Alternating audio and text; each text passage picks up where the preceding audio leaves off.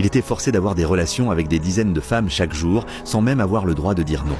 Parce qu'au moindre refus, il se prenait la fureur du roi en pleine tête. Et le pire, c'est que ce n'était pas un caprice passager du roi, mais un plan militaire calculé au millimètre. Cet homme s'appelait Karls, un géant noir venu d'une terre lointaine, un colosse d'1,98 m avec des muscles durs comme l'acier. Rien que son arrivée suffisait à couper le souffle des soldats du palais, tous nerveux dès qu'il passait. Mais dans les yeux du roi, il n'était ni un voyageur, ni un esclave.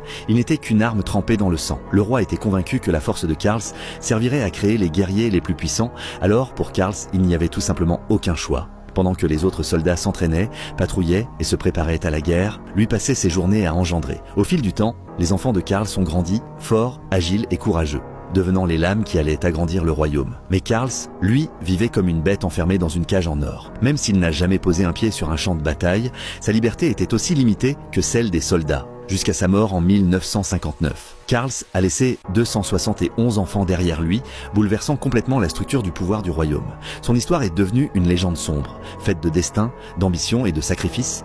Et toi, à sa place, tu obéirais au roi ou tu tenterais de t'enfuir? Dis-moi ton avis en commentaire.